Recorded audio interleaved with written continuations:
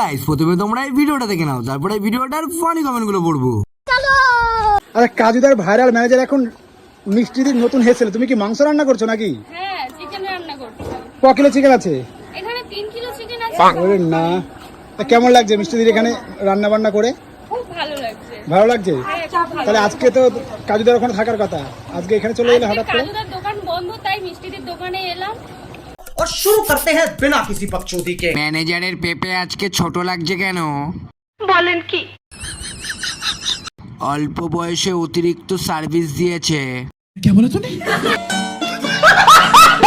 দিনের বেলায় ম্যানেজারই আর রাতের বেলায় ঠাপাঠাপি। মন থেকে বললাম, কাজুদার ম্যানেজারকে আমার খুব পছন্দ। ভালোবাসা বাড়ার বল, মনে খালি চোদার তাল। চিকেন তো বেরিয়ে চলে আসছে, লেজেন্ডরা বুঝতে পারবে।